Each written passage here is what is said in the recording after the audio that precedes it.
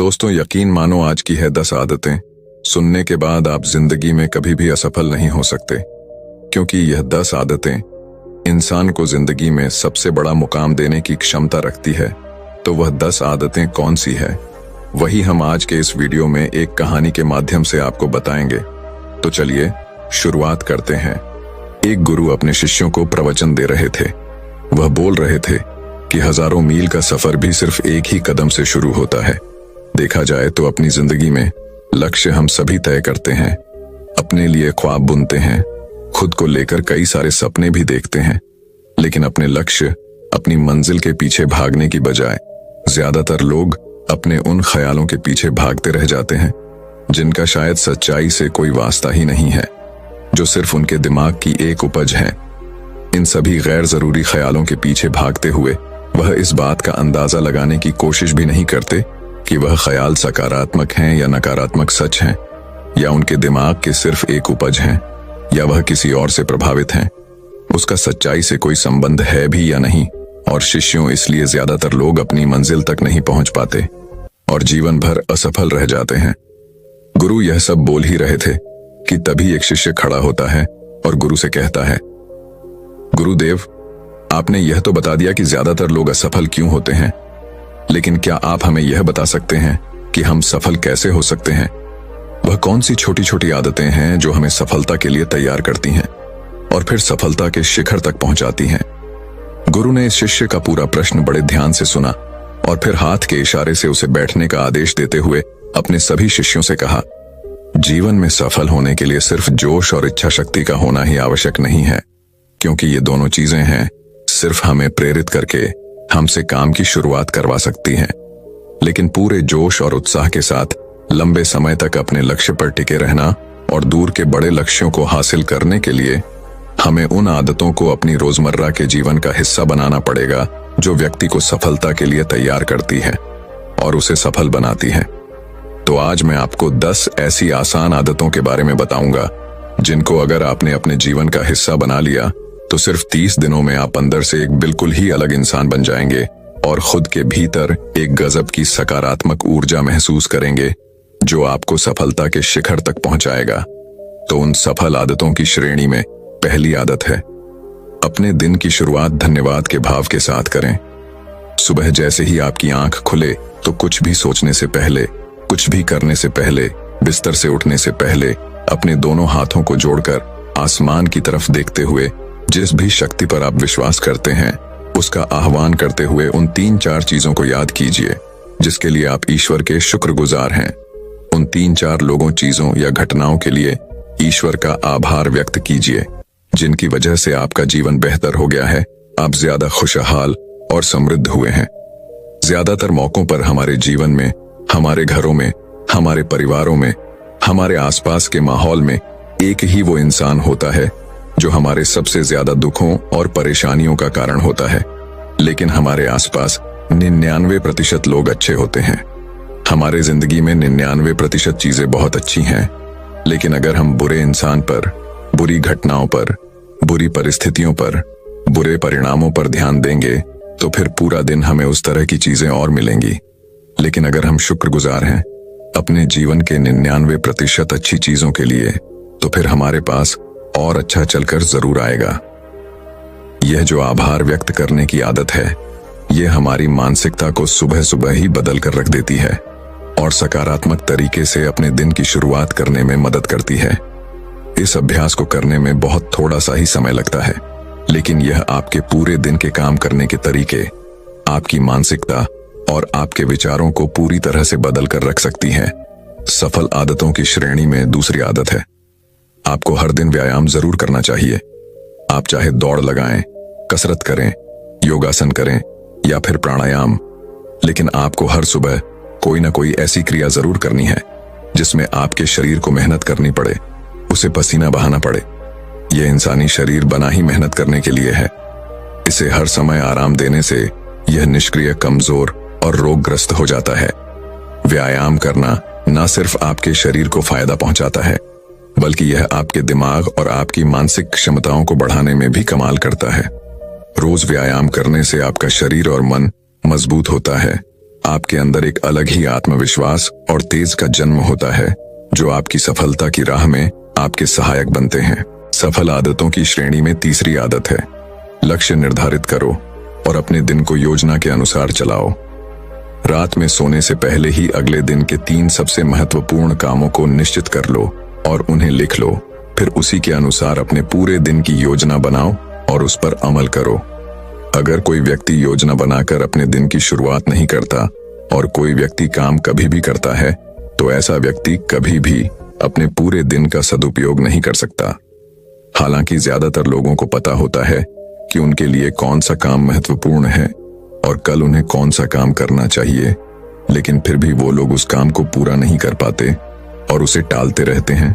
और जो व्यक्ति अपने काम को समय पर पूरा ना करके उसे लगातार टालता रहता है, ऐसा व्यक्ति कभी भी बड़ी सफलता हासिल नहीं कर सकता। ज्यादातर लोगों का अपने काम को समय पर पूरा न करना और उसे लगातार कल पर टालते रहने का सबसे बड़ा कारण है उनके अंदर आत्म अनुशासन का न होना। क्योंकि जो व्यक्ति आत्म अनुशासित है वह अपना हर काम समय पर पूरा करता है। सफल आदतों की श्रेणी में चौथी आदत है, आपको हर दिन कुछ न कुछ नया सीखना चाहिए या फिर कुछ न कुछ नया पढ़ना चाहिए। अगर आप हर दिन 1 से 2 घंटे का समय अपने लिए कुछ नया सीखने, पढ़ने या फिर अपने व्यक्तिगत विकास के कामों में नहीं लगा रहे हैं, तो फिर आप चाहे कितनी ऊंचाइयों पर हो, कितने ही समझदार और बुद्धिमान हो, आप जिंदगी में हारने ही वाले हैं। आप नीचे गिरने ही वाले हैं। किसी बुद्धिमान व्यक्ति ने कहा है कि सीखना कभी बंद नहीं होना चाहिए, क्योंकि लगातार अभ्यास से ही व्यक्ति महान ऊंचाइयों को हासिल कर सकता है। सीखने का कोई भी तरीका हो सकता है, जैसे अच्छी किताबें पढ़ना, अपने क्षेत्र के सबसे सफल लोगों की बातें सुनना, रोज अपने काम का अभ्यास करना इत्यादि। अगर आपको दुनिया के 1% सफल लोगों में शामिल होना है, तो लगातार सीखते रहने की आदत को अपने जीवन का अभिन्न हिस्सा बनाना ही पड़ेगा। सफल आदतों की श्रेणी में 5वीं आदत है, कम खाओ और अच्छा खाओ। यहां अच्छा खाने से मतलब है सात्विक आहार, यानी ऐसा भोजन जब पोषक तत्वों से भरपूर हो और आपके शरीर को कोई नुकसान ना पहुंचाए। देखा जाए तो भोजन हमारे शरीर के लिए औषधि है। भोजन शरीर के लिए सब कुछ है, क्योंकि शरीर को औषधि तो हम कभी कभार ही देते हैं, लेकिन इसे भोजन हर दिन देते हैं। तो हमारा शरीर कैसा होगा, यह हमारे भोजन की गुणवत्ता और उसकी मात्रा पर निर्भर करता है, क्योंकि शरीर को चलाने वाले सारे पोषक तत्व भोजन से ही मिलते हैं। इसीलिए कोई ऐसा भोजन मत करो जिसमें कोई पोषक तत्व ही ना हो और जिसे पचाना हमारे शरीर के लिए बोझ बन जाए। ज्यादा तला भुना और बासी भोजन मत खाओ। 3 सफेद से जितना हो सके उतनी दूरी बना लो। पहला सफेद जहर है चीनी, दूसरा सफेद जहर है नमक और तीसरा सफेद जहर है मैदा। चीनी और मैदा से तो हमारे शरीर को कोई भी पोषक तत्व नहीं मिलता और इन्हें पचाना भी शरीर के लिए बहुत मुश्किल होता है। इसीलिए इनका सेवन कम से कम करो। भोजन मन भरने के लिए नहीं, पेट भरने के लिए करो। जब भूख लगे तभी भोजन करो और हमेशा अपनी भूख से थोड़ा सा कम खाओ। रात में जितना जल्दी हो सके उतना जल्दी भोजन करने का प्रयास करो। अपने आहार में जीवित भोजन जैसे फल, हरी सब्जियां, साबुत अनाज, सूखे मेवे भी इत्यादि का सेवन जरूर करो। सुबह उठते ही खाली पेट पानी पियो। भोजन करने से पहले पानी पियो, लेकिन भोजन करने के तुरंत बाद पानी कभी मत पियो। भोजन हमेशा शांत चित्त और प्रसन्न मन के साथ करो और भोजन ग्रहण करते समय उसका पूरा आनंद लो। हम जैसा अपने शरीर को भोजन देते हैं, यह उसी के अनुसार काम करने लगता है। इसीलिए अपने भोजन और उसकी गुणवत्ता का ध्यान रखो। सफल आदतों की श्रेणी में 6ठी आदत है, उनके साथ हर दिन थोड़ा सा समय बिताओ जो आपसे सच्चा प्रेम करते हैं, आपकी परवाह करते हैं, जैसे आपके माता पिता, भाई बहन या फिर आपके सच्चे मित्र। यह एक आदत आपके परिवार में खुशी और शांति लाती है। परिवारजनों के बीच प्रेम और एकता बढ़ाती है, जिससे आप ज्यादा खुश और शांत रहने लगते हैं। पारिवारिक तनाव कम होने की वजह से अपने जरूरी कामों पर ज्यादा ध्यान दे पाते हैं और ज्यादा अच्छे परिणाम हासिल कर पाते हैं। सफल आदतों की श्रेणी में 7वीं आदत है, हर दिन थोड़ा सा समय खुद के लिए भी निकाले और इस थोड़े से समय में आपके साथ कोई और नहीं होना चाहिए। यह आपका अपना समय है जिसमें आप अकेले एकांत में रहेंगे, खुद के बारे में चिंतन करेंगे खुद की अच्छाइयों और बुराइयों के बारे में विचार करेंगे, अपने भविष्य के बारे में सोचेंगे, अपने काम के बारे में सोचेंगे, अपने भीतर उतरने का प्रयास करेंगे। इन एकांत के पलों का उपयोग आप खुद को और ही बेहतर तरीके से जानने और समझने में करेंगे। इस समय आप खुद की कमियों के बारे में विचार करेंगे और उन्हें कैसे ठीक कर सकते हैं, इस पर मंथन करेंगे। सफल आदतों की सूची में 8वीं आदत है समय का सही प्रबंधन करना, उसका सही उपयोग करना। जिंदगी दिनों, महीनों और सालों में की नहीं जाती है, तो जिसने अपना दिन संभालना सीख लिया उसका महीना संभल जाएगा, और जिसने अपने महीने संभाले सीख लिए उसके साल संभल जाएंगे, और जिसके साल संभल गए उसकी पूरी जिंदगी संभल जाएगी। इसीलिए अपने दिन को सही तरीके से संभालना सीखो। जो सबसे महत्वपूर्ण काम है उन्हें सबसे पहले खत्म करो।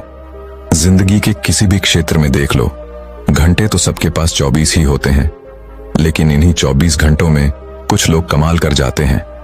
अपने एक ही जीवन में ना जाने कितने सारे काम कर जाते हैं, लेकिन दूसरी तरफ ज्यादातर लोग छोटे छोटे कामों में ही उलझे रह जाते हैं और जीवन भर यही कहते रहते हैं, इस काम के लिए समय नहीं है, उस काम के लिए समय नहीं है। तो आखिर समस्या कहां है? समस्या है अपने समय का सही प्रबंधक न कर पाना। सफल आदतों की श्रेणी में 9वीं आदत है रात में जल्दी सोए और सुबह जल्दी उठें। जो व्यक्ति सुबह जल्दी उठता है उसे कुछ अतिरिक्त समय मिल जाता है सबसे महत्वपूर्ण कामों को खत्म करने का, जैसे ध्यान का अभ्यास, व्यायाम, किताबें पढ़ना इत्यादि। सुबह जल्दी उठकर ध्यान का अभ्यास करने से दिन भर मन शांत और पसंद रहता है। इसके साथ ही सुबह जल्दी उठकर काम शुरू करने से व्यक्ति का काम समय पर पूरा हो जाता है और वह बेवजह की चिंता और तनाव से बच जाता है। सुबह जल्दी उठकर काम खत्म करने से व्यक्ति के अंदर एक ऐसा अनुशासन जन्म लेता है जो उसे सफलता के शिखर तक पहुंचा सकता है। सफल आदतों की श्रेणी में 10वीं आदत है वीर्यनाश, धूम्रपान और मदिरापान से बचें। ये तीनों ही काम ऐसी बुरी लत हैं जो निश्चित रूप से आपको पीछे ले जाने वाली हैं। ये तीनों ही काम आपके मानसिक और शारीरिक स्वास्थ्य के लिए बहुत हानिकारक है। वीर्यनाश आपके तेज और क्रांति को खत्म करता है और साथ ही आपको शारीरिक व मानसिक रूप से कमजोर बनाता है। हालांकि इन तीनों ही चीजों को छोड़ना आसान नहीं होता, लेकिन अगर आप चाहें तो मजबूत से और दृढ़ इच्छा शक्ति के बल पर इन्हें छोड़ सकते हैं। इतना कहने के बाद गुरु ने अपना प्रवचन समाप्त कर दिया और वो मौन हो गए। यह देखते ही सभी शिष्य समझ गए कि अब यहां से जाने का समय हो चुका है। उन सब ने इस जानकारी के लिए गुरु का धन्यवाद किया और वहां से चले ले गए। तो दर्शकों, अब बड़ा लक्ष्य कम समय में कैसे पाना है, इस विषय पर अगली रोचक कहानी की शुरुआत करते हैं। मियां मोटा मुसासी दुनिया के उन सबसे महानतम तलवारबाजों में से एक थे जो इस धरती पर कभी चले होंगे। मियां मोटा मुसासी को जापान के अब तक के इतिहास का सबसे महान समुराई और सर्वश्रेष्ठ तलवारबाज कहा जाता है। मुसासी एकाग्रता, जागरूकता, समर्पण और आत्मविश्वास की एक जीती जागती मिसाल थे। उनका मानना था कि व्यक्ति को पूरी जागरूकता और समर्पण के साथ खुद को एक लक्ष्य में झोंक देना चाहिए। मियां मोटा मुसासी एक बुद्धिस्ट थे और उन्हें पूरे जापान में तलवारबाज संत के नाम से जाना जाता था। वह अपने पूरे जीवन काल में एक भी लड़ाई नहीं हारे। उन्होंने आज से 400 साल पहले ही पूरे जापान में घूम घूम कर उस समय के सबसे ताकतवर, खूंखार और निपुण योद्धाओं के साथ कुल 61 युद्ध लड़े और हर युद्ध में ही सामने वाले प्रतिद्वंदी को धूल चटाई। वह जीवन पर्यंत अपराजित रहे और पूरे देश की यात्राएं करते रहे। मियां मोटा मुसासी अपनी शिक्षाओं में एक एकाग्रचित होकर अभ्यास करने पर जोर देते हैं। वह कहते हैं कि हमारे बाहर ऐसा कुछ भी नहीं है जो हमें बेहतर, ताकतवर, अमीर और बुद्धिमान बना सकता है। सब कुछ हमारे भीतर है, इसीलिए कुछ भी अपने से बाहर मत ढूंढो। 17वीं शताब्दी में जापान के सबसे ताकतवर और प्रसिद्ध सम्राट होने के बाद भी उन्होंने अचानक से हिंसा का त्याग कर दिया और दुनिया के शोर शराबे से दूर जंगल की एक गुफा में रहने लगे, जहां उन्होंने कई महीनों तक गहरे ध्यान का अभ्यास किया। अपनी मृत्यु के सिर्फ 7 दिन पहले उन्होंने अपने चहेते शिष्य के लिए एक किताब लिखी और उसे नाम दिया डो कोडो, जिसका मतलब है आर्ट ऑफ वॉकिंग अलोन, यानी अकेले चलने की कला। उन्होंने अपने पूरे जीवन में जो कुछ भी सीखा या अनुभव किया उसे इस किताब के अंदर 21 नियमों में बदल दिया, जिसमें से 9 महत्वपूर्ण नियमों के बारे में आज हम इस वीडियो में बात करेंगे। लेकिन उससे पहले हम यह जानने का प्रयास करते हैं कि उस महान इंसान ने इस सोच के साथ इस किताब को लिखा होगा। पहला पिलर है आत्म अनुशासन।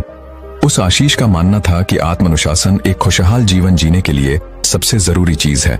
बिना आत्म नियंत्रण के व्यक्ति अपनी भावनाओं और लालसाओं का गुलाम बन जाता है और फिर इसके वश में आकर गलत निर्णय लेता है और गलत रास्ते पर चल पड़ता है।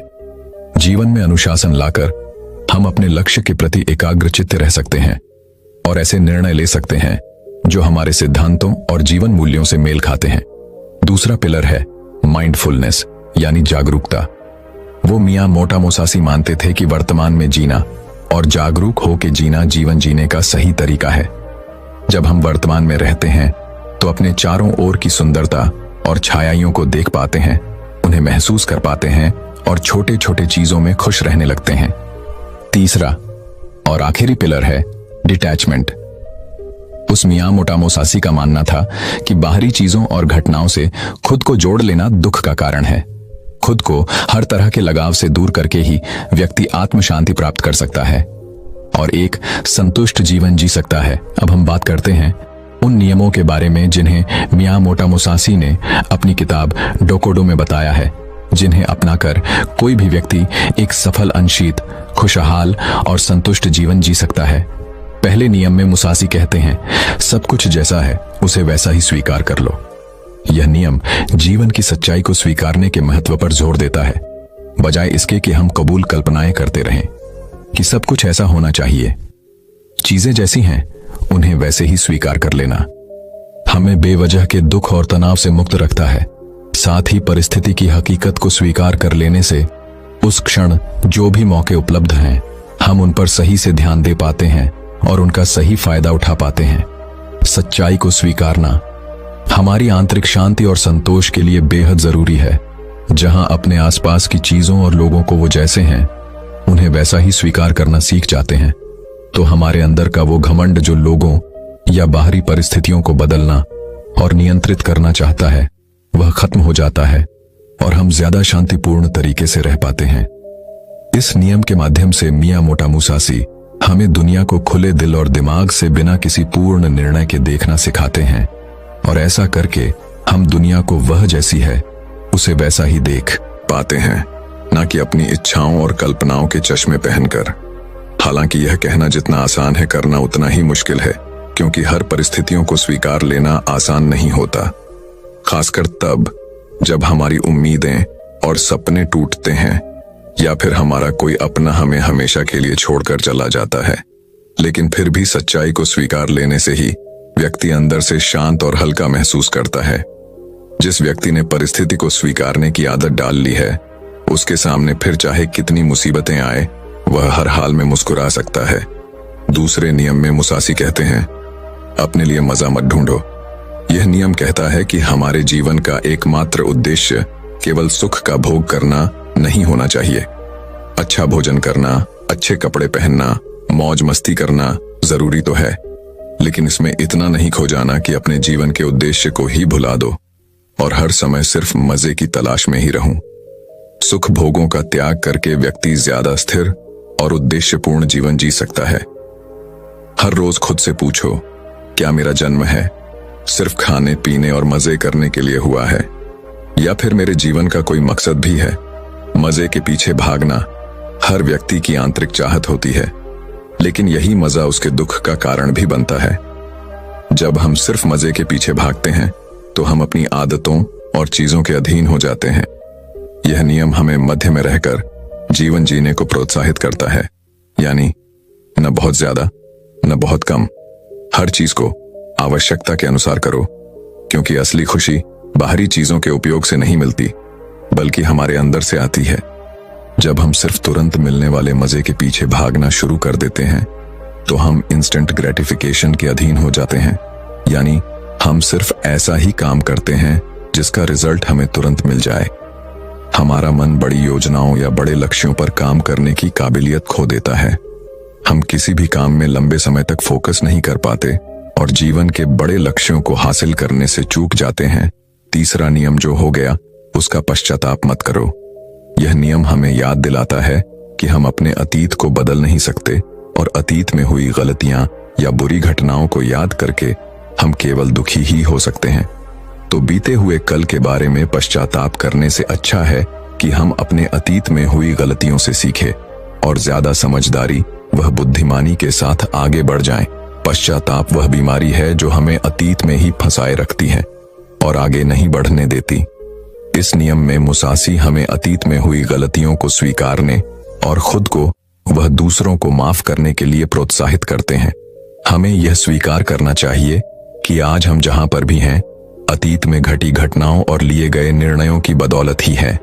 ऐसा करके हम स्वयं को अतीत के बाहर से मुक्त करके मौका देते हैं वर्तमान से जोड़ने का। निश्चित रूप से इस नियम में मुसासी हमें अतीत को भूलने के लिए नहीं कह रहे, बल्कि जिसे बदला नहीं जा सकता उसे स्वीकार करके, उसे सीख के ज्यादा स्पष्टता और बड़े उद्देश्य के साथ आगे बढ़ने के लिए कह रहे हैं। चौथा नियम, अपनी अधूरी भावनाओं पर निर्भर मत रहो। यह नियम हमें अपनी अधूरी भावनाओं के बसीभूत होकर निर्णय लेने से रोकता है, जैसे गुस्सा, अति उत्साह, जलन इत्यादि। हम अक्सर अपनी अधूरी भावनाओं के आधार पर निर्णय ले लेते हैं जो आगे चलकर हमारा बहुत ज्यादा नुकसान करते हैं। मियां मोटामोसासी कहते हैं कि व्यक्ति को खुद की गहरी समझ और परिस्थिति के अनुसार ही निर्णय लेना चाहिए। ऐसा करके हम खुद को अधूरी जानकारी के साथ जल्दबाजी भरे निर्णय लेने से बचा सकते हैं, जिसके लिए बाद में हमें पछताना पड़ेगा। यह नियम हमें अपनी अधूरी भावनाओं और उत्तेजनाओं के साथ दूरी पैदा करने के लिए कहता है और इसके बजाय स्थिर बुद्धि और शांत मन के साथ निर्णय लेने के लिए कहता है। अधूरी भावनाओं के वश में आकर निर्णय लेने के बजाय शांतचित होकर निर्णय लेने वाला व्यक्ति खराब से खराब परिस्थिति आने पर भी बड़ी आसानी से उसका सामना करके बाहर निकल सकता है। पांचवा नियम, खुद के बारे में हल्का और दुनिया के बारे में गहराई से सोचो। यह नियम हमें विनम्र रहना सिखाता है। इस नियम में मियां मोटामोसासी कहते हैं, व्यक्ति को हर समय सिर्फ खुद के महत्व और सिर्फ खुद के बारे में ही नहीं सोचते रहना चाहिए। यानी व्यक्ति को अपने अहम, अपने घमंड को ज्यादा महत्व नहीं देना चाहिए, बल्कि खुले दिमाग के साथ इस दुनिया को देखना और उसके बारे में गहराई से सोचना चाहिए। इस दुनिया में कितना कुछ है जो देखने लायक है, विचार करने लायक है, लेकिन ज्यादातर लोग सिर्फ खुद तक ही सिमट के रह जाते हैं।